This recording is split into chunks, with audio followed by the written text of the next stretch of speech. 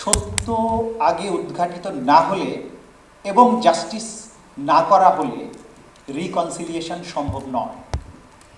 যেটা এই ডকুমেন্টারি থেকে দেখেছি যে পারপিট্রেটার্স অন দি গ্রাউন্ড তারা যে নিষ্ঠুরতা প্রদর্শন করেছে, যেভাবে হত্যা করেছে মানুষকে, তাদেরকে আইডেন্টিফাই করা জরুরি, কিন্তু এর পাশাপাশি অনেক বেশি জরুরি এইটা আইডেন্টিফাই করা যে কেন তারা এইরকম নিষ্ঠুর আচরণ করলো আইন শৃঙ্খলা রক্ষাকারী বাহিনী হওয়া সত্ত্বেও।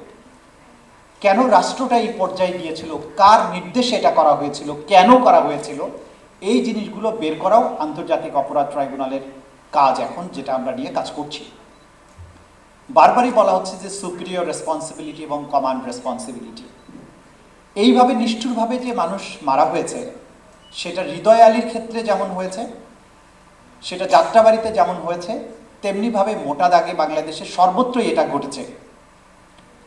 একই প্যাটার্নে, একই মাত্রায়, একই পদ্ধতিতে এই স্টুডেন্টদেরকে এইভাবে হত্যা করার এই গায়েবী নির্দেশটা কোথা থেকে এসেছিল সেটা যদি বের করা যায় তাহলে আমরা বুঝতে পারবো যে সুপিরিয়র অ্যান্ড কমান্ড রেসপন্সিবিলিটিটা কীভাবে ছিল।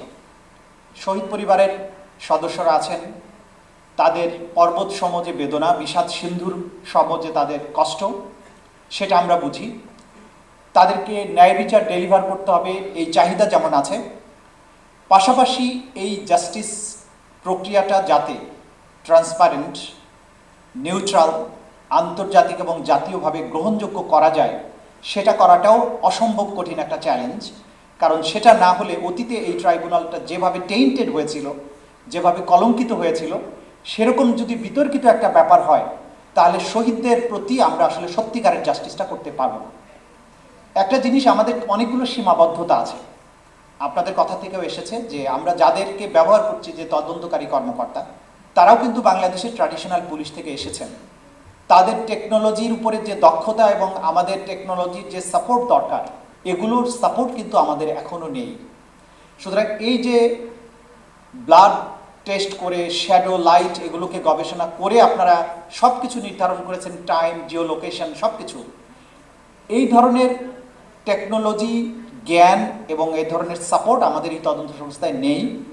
আমরা আপনাদের কাছে রিকোয়েস্ট করব যে এই ব্যাপারে আমাদের এই তদন্ত সংস্থা এবং তদন্ত প্রক্রিয়াকে আপনারা যদি সমর্থন করেন, সাহায্য করেন আপনাদের এই টেকনোলজি দিয়ে, তাহলে আমাদের এই তদন্ত সংস্থা উপকৃত হবে।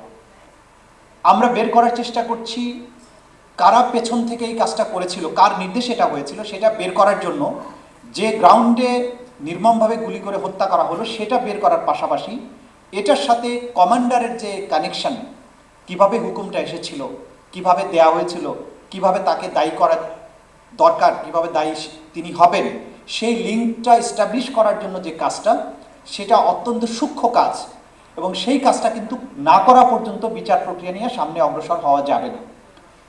শহীদ পরিবারের একজন সম্মানিত সদস্য তিনি বলেছেন যে যা এসেছে এরপরেই কি যথেষ্ট নয় বিচার হওয়ার জন্য?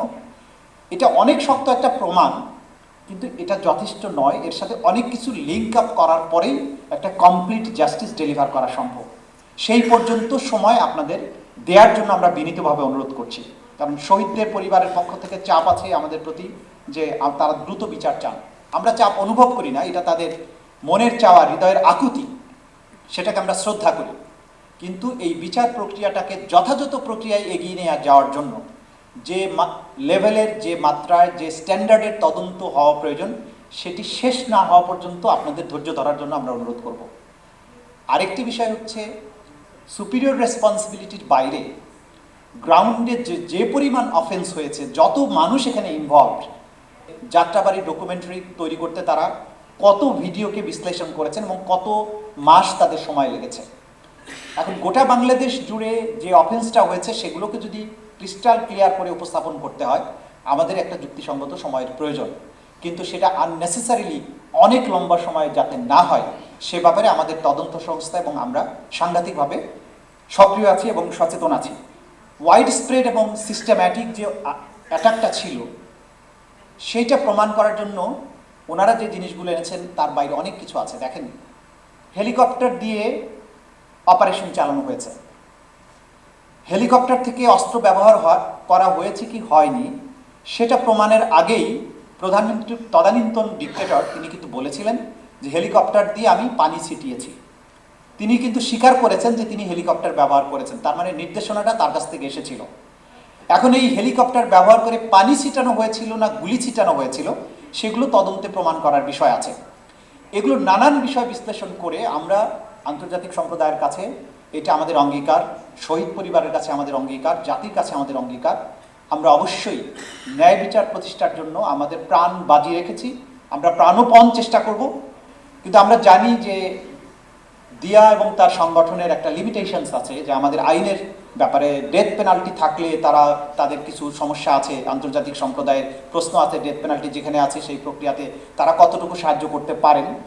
কিন্তু বাংলাদেশের বাস্তবতায় এই বিষয়টা নিয়ে আমাদের তো অ্যাভয়েড করার সুযোগ নেই, এবং অ্যাজ এ চিফ প্রসিকিউটর আমি তো বলতে পারবো না ডেথ পেনাল্টি তুলে দেওয়া হবে কি হবে না, কারণ এটা আইন প্রণেতাদের ব্যাপার। কিন্তু আমি অনুরোধ করব এই যে ভিকটিম পরিবার তাদের প্রতি জাস্টিস দেওয়ার জন্য আপনারা যে উদ্যোগ নিয়েছেন, অসাধারণ কাজ করেছেন, আমাদের পক্ষ থেকে আপনাদের প্রতি কৃতজ্ঞতা জানাচ্ছি। আপনাদের পক্ষে যতটুকু সম্ভব আপনাদের টেকনিক্যাল সাপোর্ট, মোরাল সাপোর্ট সব কিছু দিয়ে যদি আমাদেরকে সাহায্য করেন, তাহলে এই জাতি অবশ্যই একটা ন্যায় বিচার দেখতে পাবে। একটা ন্যায় বিচার প্রতিষ্ঠার পরে একটা রিকনসিলিয়েশনের মাধ্যমে এই জাতি নতুন যাত্রা শুরু করবে, এবং আমরা আর কখনো এই দিন দেখব না যেদিন শাসকেরা সমস্ত রাষ্ট্র ব্যবস্থাকে ক্রিমিনালাইজ করে সিভিলিয়ান নাগরিকদেরকে হত্যা করবে, তাদের নিশ্চিহ্ন করার চেষ্টা করবে। এমন বাংলাদেশ আর যাতে কখনো ফিরে না আসে, সেই জন্য আমাদের সর্বাত্মক প্রচেষ্টা থাকবে।